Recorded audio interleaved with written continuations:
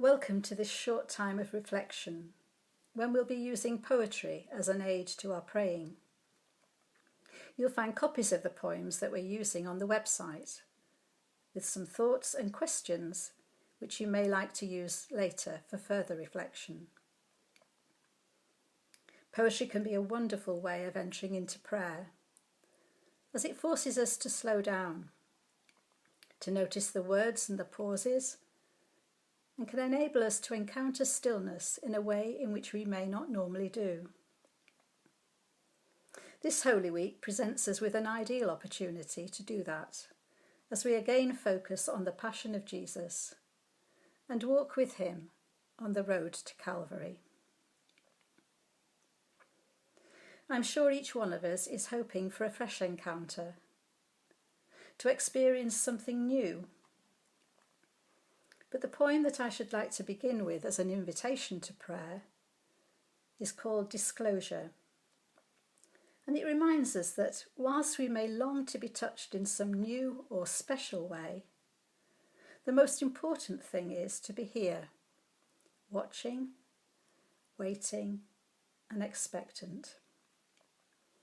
And it may be that nothing much happens, but we've been prepared.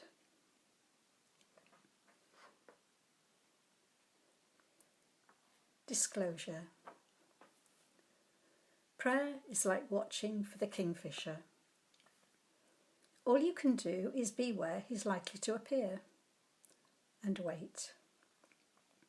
Often nothing much happens. There's space, silence and expectancy.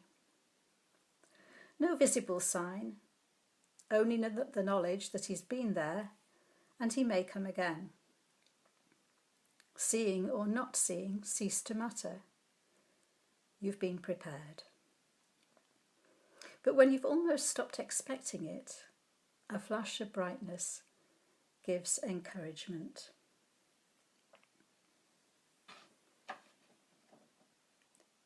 Most of us may well be experiencing more space, solitude, silence and stillness at the moment. And these moments may well allow us to wait and to watch with greater expectancy. For we don't know how prayer works, but we do know that it matters.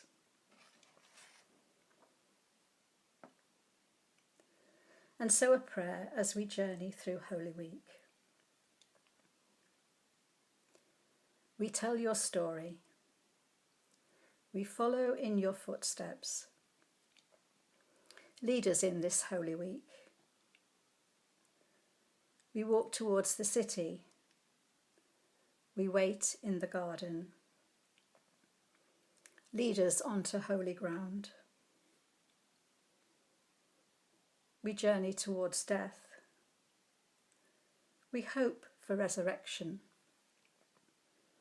Lead us into holy joy.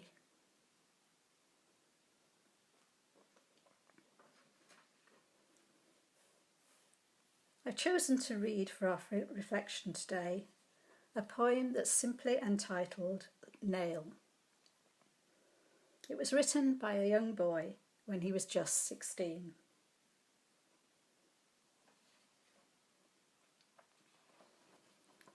Nail. Cool steel nail. Hands. Soft, warm hands. Nail. Cool steel nail. Feet. Soft, warm feet. On the wooden cross his body pinned. Drugged wine offered. Refused. Darkness. Silence. Noon to 3. No natural darkness. No normal eclipse. My God, why hast thou forsaken me? The wooden cross pieces silhouetted against the dark sky. Pain and agony inflicted by nails. Let us see if Elijah will save him now, the scorning watchers shout. Father, forgive them. they know not what they do. He bowed his head, hair damp with sweat, and died. Nails, cool steel nails. Limbs, cold, hard limbs.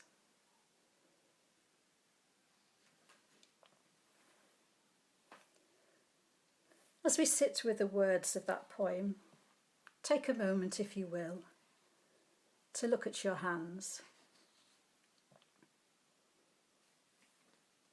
What do you see?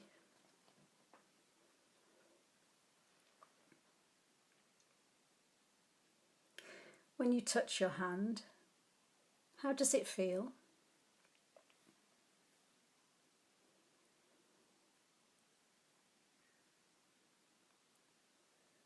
Allow the thumb of your other hand to gently stroke the fingers of your hand.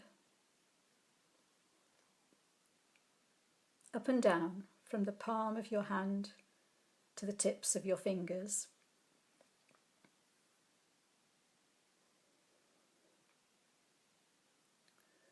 Notice the bones,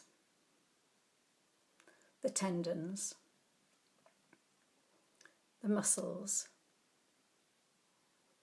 the skin.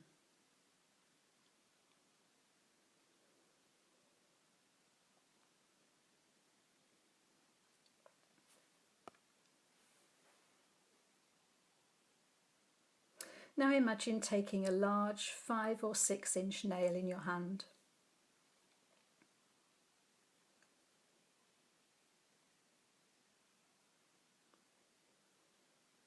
Place it in the palm of your hand, and then gently, in your imagination, curl your fingers around it.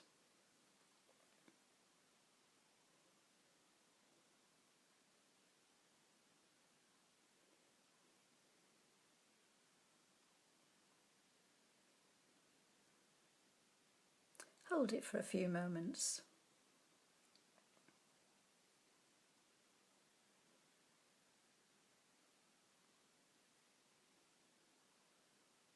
How does it feel in your hand?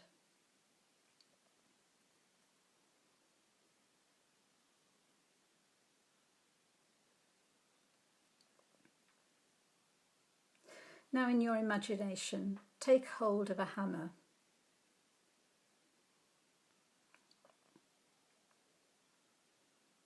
How heavy is it?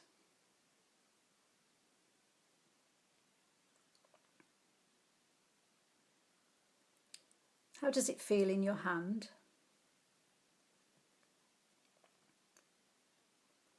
Rough? Smooth? Shiny? Brand new? Or battered and well used?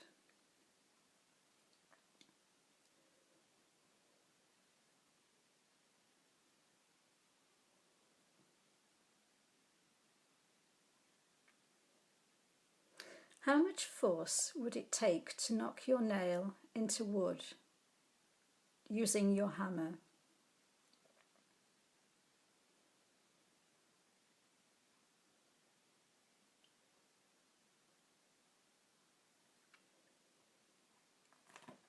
How many hammer blows would it take?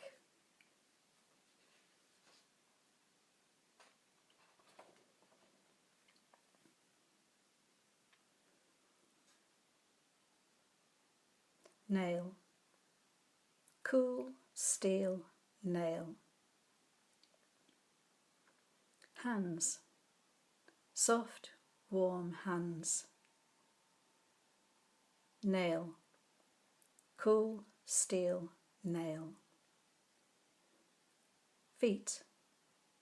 Soft, warm feet on the wooden cross, his body pinned. Drugged wine offered. Refused. Darkness. Silence, noon to 3. No natural darkness. no normal eclipse. My God, why have you forsaken me? The wooden cross pieces silhouetted against the dark sky. Pain and agony inflicted by nails. Let us see if Elijah will save him now, the scorning watchers shout. Father, forgive them. They know not what they do. He bowed his head, hair damp with sweat, and died. Nails. Cool steel nails. Limbs. Cold, hard limbs.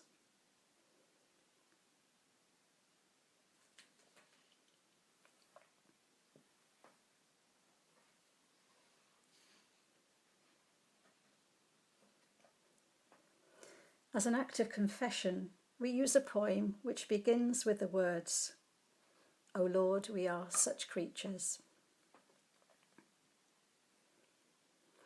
O Lord, we are such creatures, helpless and dependent.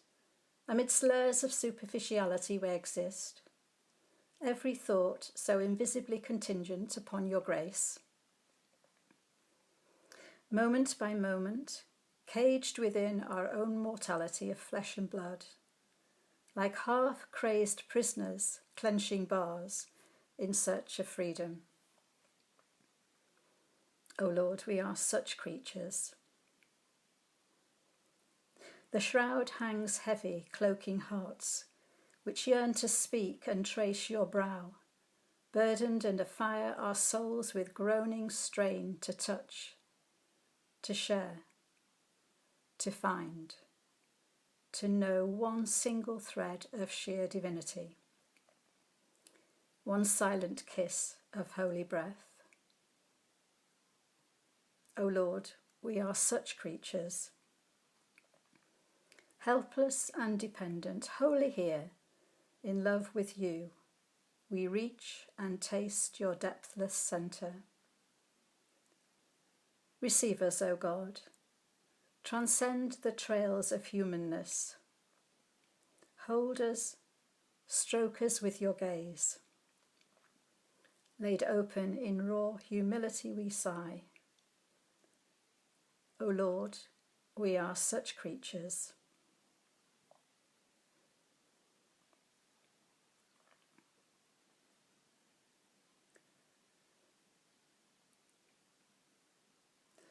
We close our time together with a prayer of commitment. This is the time when I begin to want to run away and give up. Help me to stay with you through your passion, Jesus. Help me to pray with you through this Holy Week. Amen. Amen.